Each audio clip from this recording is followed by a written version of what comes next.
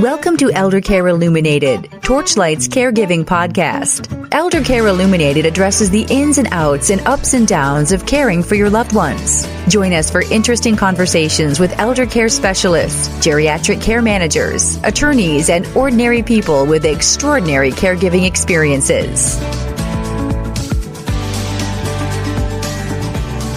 Hello, and thanks for joining us today.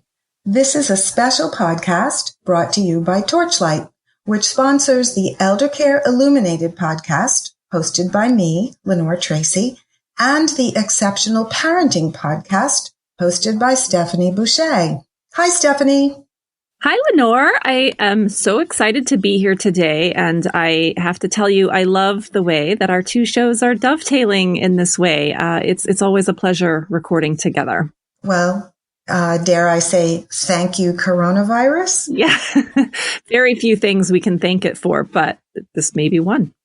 That's true. Today's episode is relevant for all of us, and maybe especially for the sandwich generation. Those of us who are caring for children, from little ones through college age, and also have parents or other loved ones who are aging, ill, or have a disability for whom they provide some level of care. We are speaking today with attorney Steve Weisman, a nationally recognized expert in scams, identity theft, and cybersecurity, as well as a practicing lawyer, college professor at Bentley University here in Massachusetts, and prolific author. You are one busy guy, Steve.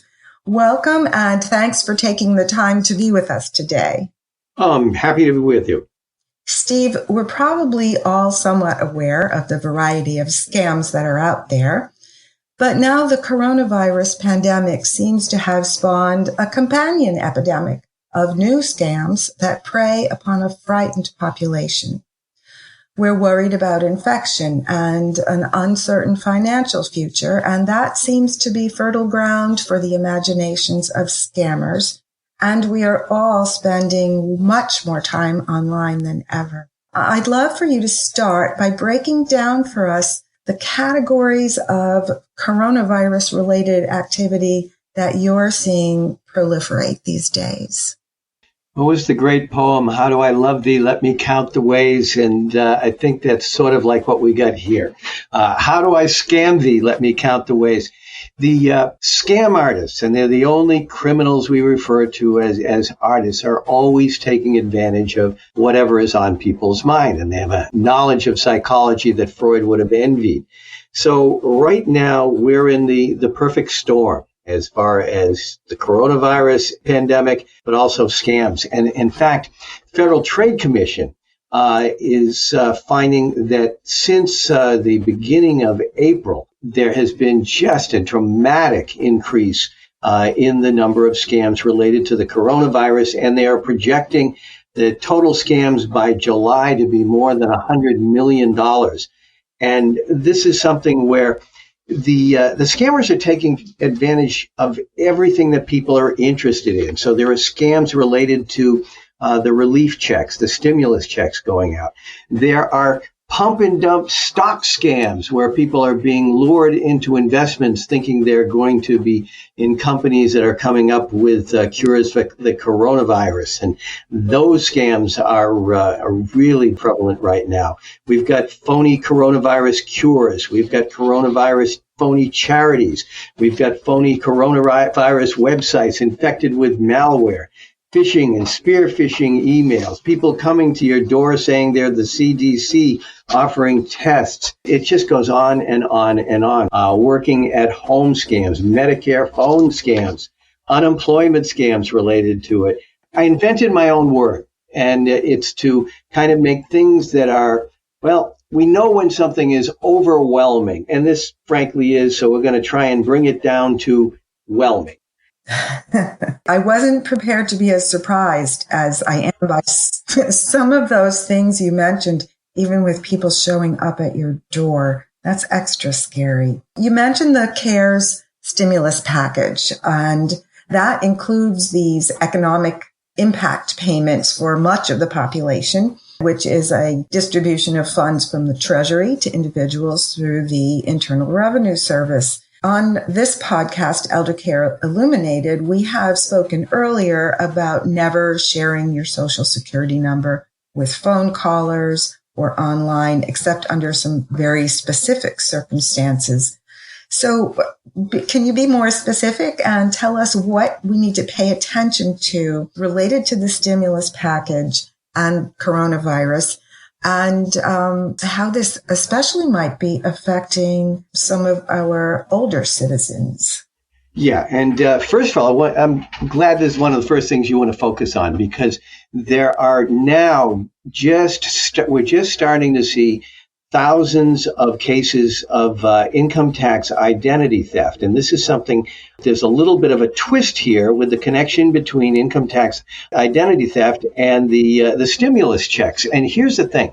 The checks are going out to people. Initially, what the federal government does is it looks at your 2019 federal income tax return. If you haven't filed a 2019 federal income tax return yet, and the extension has been brought all the way to July, they will look at your 2018 return. And what they will find there is, first of all, they'll make the determination of whether or not and what amount you will get for your stimulus check. And then, a very critical thing, they will look at how do you get refunds from the government. So are you getting them wired directly into a bank account, or are you getting it as a paper check? So they will send it according to what's on your income tax return. So recently, we're just seeing this in just the last few days. We're now seeing people having the stimulus checks going to income tax identity thieves, because these people have not filed their 2019 income tax return. So they're saying they're depending on the fact that the government will send it to them according to their 2018. Meanwhile, the income tax identity thief, with the social security number of the victim, files a income tax return on behalf of the victim, and not only can dummy up a W-2 to get a phony refund, but we are seeing is getting the stimulus checks sent to the accounts that the income tax identity thief sets up. So the big lesson here is, if you have not filed your 2019 federal income tax return, do it, and do it as soon as possible to try and defeat this. The other thing, which you kind of alluded to, is talking about seniors. Maybe there are seniors whose only income has been Social Security. And if it only has been Social Security, they haven't filed an income tax return. They don't have to worry about it, and they don't have to do anything, because, in fact, what will happen is the federal government will send them their stimulus check according to the information they have from Social Security. And here's the big thing for everyone to look out for.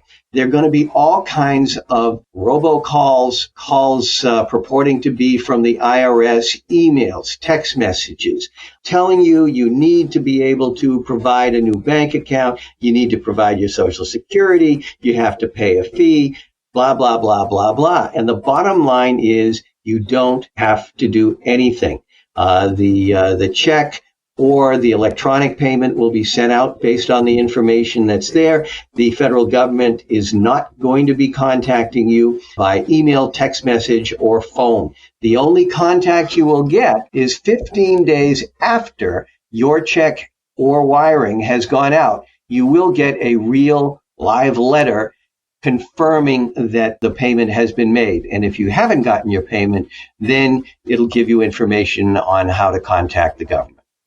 That is tremendously useful. And as we've said in the past, we're very polite people. And when somebody calls, you got to assure your older parents and your aunts and your uncles that it is okay to just hang up the phone. Frequently, I'll say, I'm hanging up now. Thank you for calling. Goodbye. But don't engage with anybody on the phone, especially someone who says they're from a government agency and they want information. If you're working as an employee or a student, what are some of the newer things that you need to be on the lookout for related to work?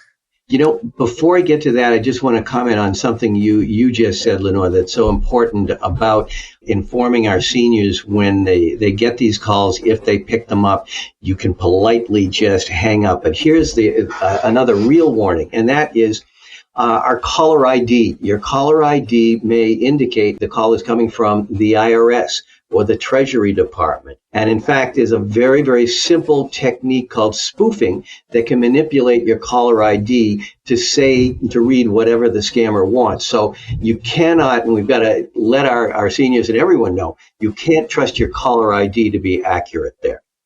That is an excellent point. Thank you.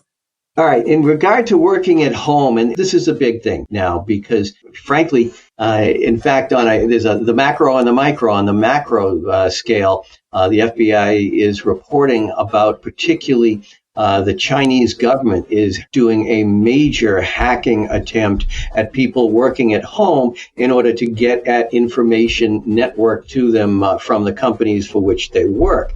So we're also looking at scammers who are looking to attack and hack people who are working at home with various kinds of malware. And so it can be ransomware, where your computer is going to be locked down at home because you've clicked on a link with this ransomware. And the ransomware encrypts and locks away all of your data. And unless you pay a ransom, it destroys it. Another thing that it may be downloading is what we call keystroke logging malware. And this is a type of malware that'll steal the information from your computer, and it may be passwords, it can be bank account information, whatever, and use that to make you a victim of identity theft. So one of the first things is to remember my motto: trust me. You can't trust anyone. So if you get an email or a text message that appears to be coming from your HR department or tech support department or anyone at work and has a link for you to click on, you can't trust it. You first have to confirm before you click on any link. There have been many, many reports now about people at home downloading malware because they just thought it was part of a legitimate email or text message from work. So perhaps the most important thing you can do is to make sure you are not clicking on links unless you're absolutely sure that it's legitimate. That is completely crazy. Are there scams that may be targeting kids especially now? So we've got parents working at home and having to watch out for emails that look legit from their own companies. What about college students or high school students who are almost exclusively attending online classes?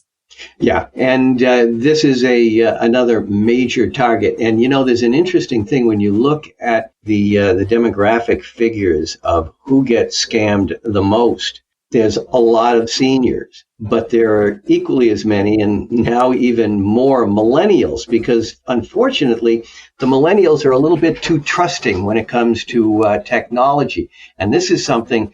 If you are working at home and you don't have a dedicated work computer, you're using your own home computer, the same one that the kids may be using, you want to make sure that they are not only clicking on links that may be coming in spear phishing emails, but being wary of offers for free music, free games. Those are all are ways that younger people will be clicking on links or downloading what they think are music or video games, and they end up downloading malware. Of course, a big thing going on right now is students are concerned about student loans.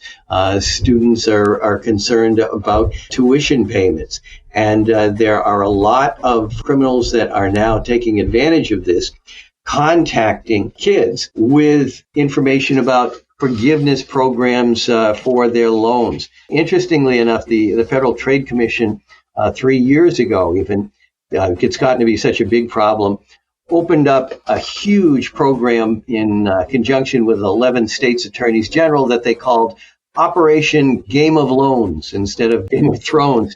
And it pointed out there are so many scams out there when it comes to servicing student loans. And again, you can't trust those calls as far as whether they're legit or not. one thing that the students should always be looking at is no debt relief company that's going to come and help you with loan forgiveness for your student loans should ever be paid in advance. It is illegal for them to take payments before they have provided the service. The other thing is we tell students not to give away their FSA ID to someone just from an email or a text message. The best place to go is the websites for the Department of Education, studentaid.ed.gov, and the FTC are good places to go. But be very, very wary of what you get told by people supposedly helping you with your student loans. Steve, I have a question while we are on the topic of young people, and I'd like to take it down for a moment, even a little bit younger, even though this isn't related directly to the pandemic. It is relevant because children being home and not attending school are spending more time online than ever. If we didn't think that was possible before, we've certainly seen them spend even more time online now, especially if a family lives in a location where they don't have easy access to outdoor areas where kids can play. So they're spending more time online, which means there are more opportunities to be taken advantage of.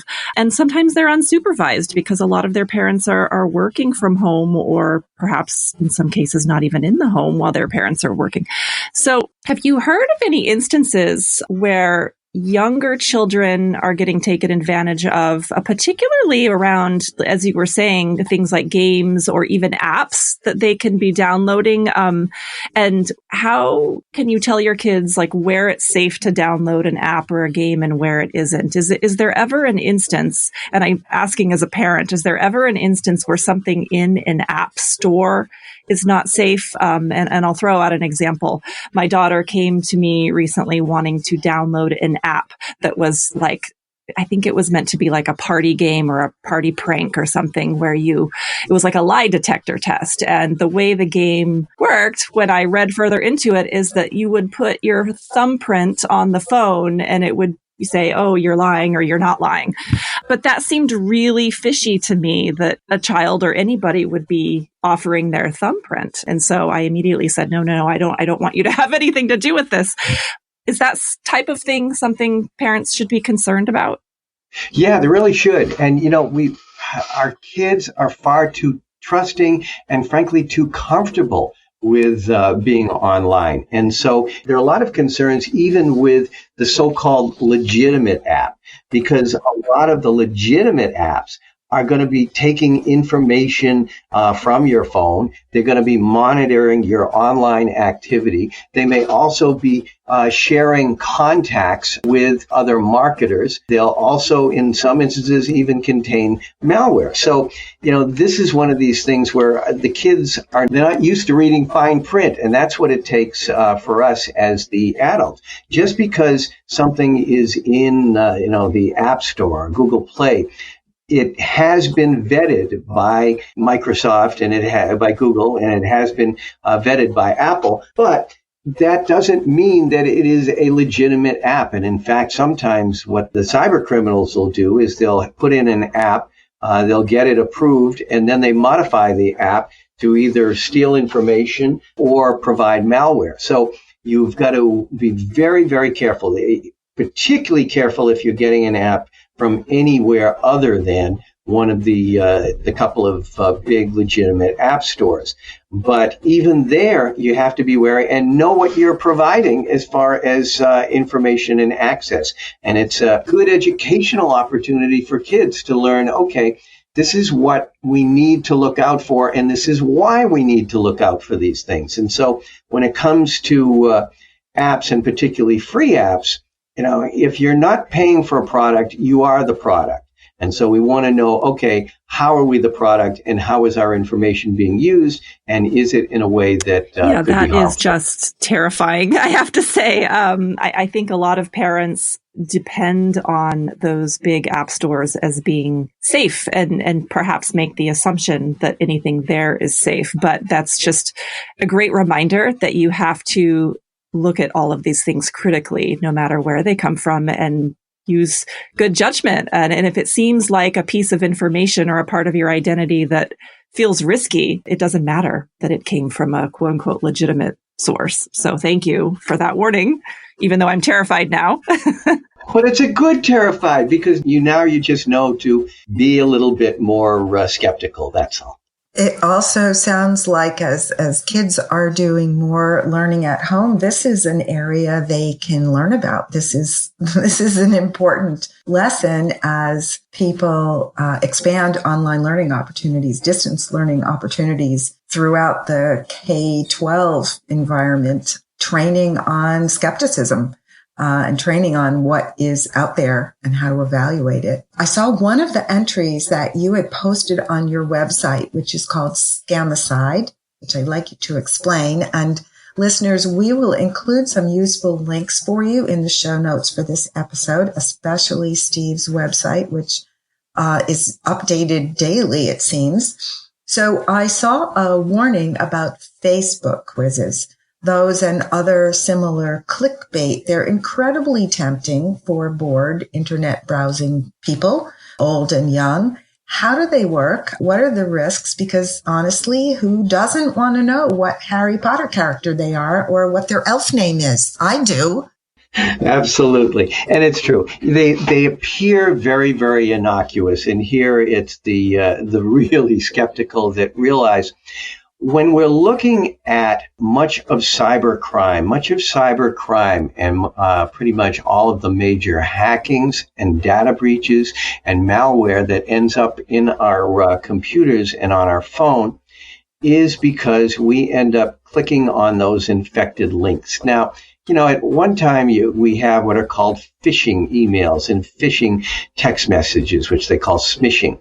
And these are ones that are attempting to lure you into clicking on a link, but they're not specifically tailored to you. So it can be some kind of broad kind of interest that doesn't apply to you. But now we have what's called spear phishing. And spear phishing is when that phishing email has been specifically tailored for you and your interests. So we were talking earlier about it may be as specifically tailored as an email or a text message that appears to be coming from the HR department of your company. But it also, and this is where we get to those quizzes, it also can relate to something that's of interest to you. And in many of these quizzes, what they end up doing is being able to get your interest in a particular subject, as well as your age. And from your age, they may project interest in particular subjects. So you're turning over a lot of information to people who can use that to trick you into trusting them. And, frankly, one of the problems on social media in general is that we don't think about all of the people who are seeing personal information about us. And I'll give you one example how this works. We're all familiar with the grandparent scam. The grandparent gets a call in the middle of the night from the grandchild who's in trouble, maybe in Mexico on spring break or whatever, and they need money to be sent immediately. Well, sometimes the information about this is found to set this scam up right on social media. The criminals may observe, okay, these kids are someplace where they would be on spring break. But in addition, there even may be a picture, and it's a picture of maybe the child and Meemaw. Now, Meemaw, I had never heard as a name for a grandmother until young Sheldon and the Big Bang Theory. And since then, I've heard a number of people do that. But if somebody gets a call and they're Meemaw, and it's Meemaw, it's me, they're going to trust it. Now, how did the scammer, the cyber criminal, find that out? Because they were told it on social media. So the more information we put out there, yes, in many instances, answering some of these quizzes, they may be benign, but you don't know. And it's probably not worth the risk. That is, I think every point you make is frightening, but so helpful, Steve. This is a really important topic also for children. I know that my kids love quizzes, and there are even websites that are specifically designed around just being able to take quizzes. Are those safe? Like something like BuzzFeed, for example, where you can just take quiz after quiz, or are those a risky thing too? Far less risky. It's who can get at that information, but generally those are far, far less risky. The ones that make the hairs on my arm go up are generally what you would find on Facebook. And probably Instagram, I'll point out for, younger audiences as well. So I want to talk about text message scams for a moment. You've mentioned that a few times throughout our conversation so far. And I want to highlight this a little bit because I know that young people in particular are very trusting of text messages, and they tend to communicate that way far more than they would ever use email. I know my children use email only to the extent that they have to. Even communications with teachers are sometimes done over text messages. So, it makes sense to me that scammers would increasingly move in that direction because so many people are paying attention to their texts all the time. What can you tell us about what might be going on in the world of texting, particularly targeting young people? Yeah, and this is, you're right. When it comes to kids, and even college students being included among them, text message is the preferred means of communication, and the scammers and cyber criminals are always up on that. So, if the public is using text messaging and trusting of text messaging, that's where the scammers are going to be. One of the things on my blog, scamicide.com, and it's kind of like it's pesticide for scams, been doing it for about 10 years now, and we've got somewhere around every day there's a new scam. So we're up, over like 3,600 of these. But one of the things we're looking and noticing more is that more and more scams are aimed at the phones because that's where people are. And people thought they were less vulnerable there. One of the first things you need to instruct your kids about is first of all, the phone itself. You better use a thumbprint or an eye scan or a strong password and good security software that is kept up to date. The best security software will be out of date quite often, and there are constantly being issued security updates and patches, so you have to include those. The other thing is, you really, when you get a text message, can't be sure where it's coming from. We highlighted just a couple of days ago on scamicide.com a text message that was going out relating to the coronavirus. And again, it had a website for people to go to. Sometimes they'll have a link to click on, and bam, you go to those websites, you get your phone's infected, you click on the link, your phone's infected. And remember, we've got so much important information in our phones that if they are hacked, we're in serious danger of identity theft. So the same kind of lesson from your computer we put into our phone, which is you've always got to be skeptical. You can't click on a link or download an attachment or provide information, personal information, in response to a text message unless you've absolutely confirmed. So if you're getting something, and people will have text message alerts from their bank if there's a problem with their credit card. That's great. But you don't know when you get that alert on your phone whether it's legit or not, and you may be turning over information to a scammer. So the easiest thing to do is, let's say you got something that said there was a problem with your credit card. Okay, you flip your credit card over, you'll find the 800 number that you can call to confirm. But because things aren't as bad as you think they're worse, be really careful when you call that number, because if you misdial it by a digit, there's a good chance you're going to get the phone number of a scammer who bought a number just a digit off of Citibank or whoever. So when you call them, you're going to trust it and think it's the real bank, but in fact, it's the scammer. Wow. So we mentioned earlier in the conversation, ads and pop-ups and offers for, like student loan related relief and things like that. Another thing I've been hearing about are like things popping up for like deeply discounted or free like luxury items, or perhaps it's targeted at teens and it's, sort of like the must-have item that's, very popular right now. And I'm wondering if you're seeing an increase in that, particularly right now when, kids are at home, they're not able to get out and shop and get the things that they may want. And up pops an ad for the latest sneakers for 50% off or something. I would imagine that's on the rise too. Yes, there's a lot of problem with these kinds of pop-up ads or even coupons for tremendous deals. And, here again, very often, if it sounds too good to be true, it usually is too good to be true. And what I usually advise people is it's not worth dealing with companies that you don't know anything about just because they're offering you a good deal.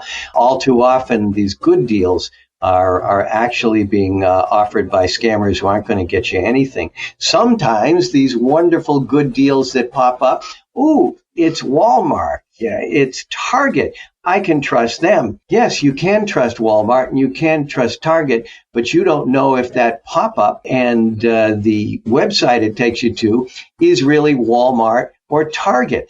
And just at the start of the coronavirus, I was doing a TV piece with some people in Boston and showed them a phony Walmart website that was popping up and people were going to and getting cheated. There is a site called Whois, and you can go and you can take the URL for the website you're going to and you can find out who owns it. And so we did this right on camera with the phony one from Walmart, which was owned by someone in Singapore. So again, trust me, you can't trust anyone. If the deal sounds too good to be true, you've got to be wary. You should be dealing with responsible companies. You want to follow up with checking out reviews of particular companies. And when it comes to coupons, and coupons are terrific, but how do you know which coupons are legit or not?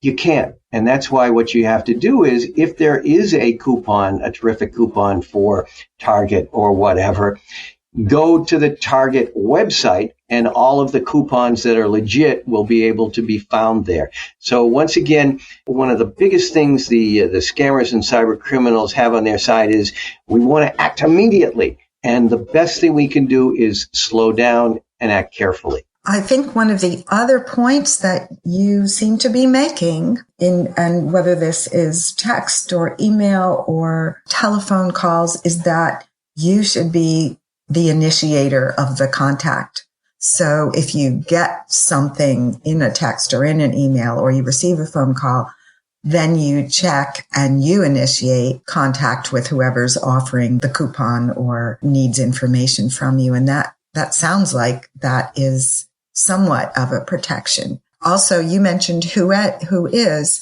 It reminded me that when I look at my email and I have an email from someone I'm not sure about it, if you hover over the from in most email clients, you can see the actual from. And sometimes it says it's from, Mary@target.com, that's a silly thing. But you might hover over it and see that it's from something completely different. Is that a legitimate way to sort of get a little more information? Absolutely. And it's a great thing that you can do to be able to see what the email address is that really is sending you, because some of these people are able to disguise it so it looks legitimate. Other times you can tell the email is phony because many types of spam and email with malware are sent through what are called botnets. And this is a network of, we sometimes call them zombie computers. They're infected computers that are being sent using them and their email to send out the spam. And so I may have something that appears to be an email from Chase Bank with a wonderful logo and everything. But the address it's being sent from is like Fred Jones at Stetson.edu. So you know that that's not going to be a legit, but absolutely the hovering. And going back to another thing you said, which is absolutely correct. You never can be sure when you get an email, text message, or phone call who it's from. So as you correctly surmised, the thing to do is to then you initiate by a contact, if you think there's a possibility of it's legit, at a phone number or a website that you know is legitimate. And it's an easy rule because just stick to this rule and you're not going to get burned. And I mention this because there was a situation a few months ago where a person who worked in cybersecurity got a phone call from his bank. Now, his phone indicated it was from his bank. And they said, there's been a problem with your debit card. And to prove that we're legit, here's your social security number. And they gave the person's social security number over the phone. And I said, now, could you confirm your credit card number for us? And this cybersecurity expert fell prey to the emergency and also the fact that they gave him the social security number and provided his social security number. A minute later, after hanging up, he realizes, wait a minute, I know that no bank is going to call me and give me the social security number. And in fact, social security number could have been obtained by the hackers from any kind of hacking that had gone on. These are stolen and then sold on a part of the internet we call the dark web. So just because someone gives you that information doesn't mean it's legit. This security expert called the credit card company literally within minutes, and already thousands of dollars of goods had been ordered on his card already. Wow, that is unbelievable. Stephanie has expressed, we are all scared now. And thanks so much for scaring us. But I think this is so important for people to know. Before we wrap up, is there anything else, if we go back to coronavirus, which has made all of this more intense and more likely to happen? Are there any other things that you might want to mention with regard to coronavirus scams, testing, treatment, vaccines or anything? And then Stephanie may have one more question before we wrap up as well. Sure. And in fact, with the coronavirus, the big things to keep in mind are when it comes to cures, there are no cures out there. There are no treatments that you're going to be getting some special thing. The Federal Trade Commission and the Food and Drug Administration have taken action against a number of companies that are selling these phony treatments, but it's like playing whack-a-mole. The other thing is be careful of where you're getting your information from, because there's a lot of misinformation out there. And once again, there is that people are getting emails that appear to be coming from the Centers for Disease Control or the World Health Organization.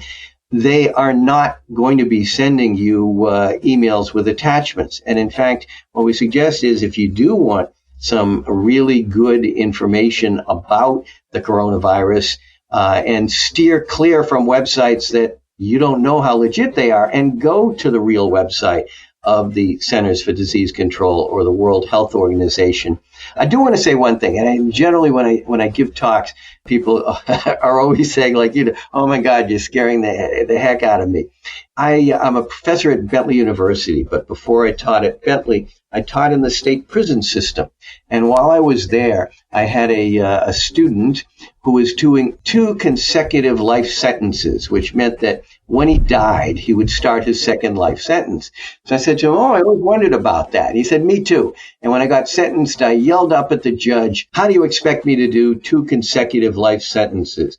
And the judge looked down and said, just do the best you can.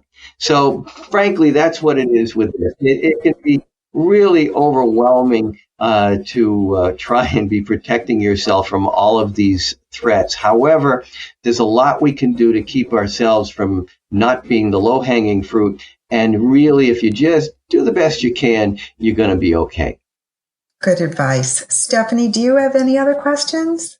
Well, my last question for Steve, I was going to ask you, if you could just pick like one or two most important steps that we should all be taking to protect our loved ones from harm, whether they be children or our aging parents, what would that be? I feel like you've answered that in a sense. It all goes back to taking initiative to foster that communication and investigation yourselves. So it seems like we've encapsulated that. Is there anything else you'd like to add that we haven't covered?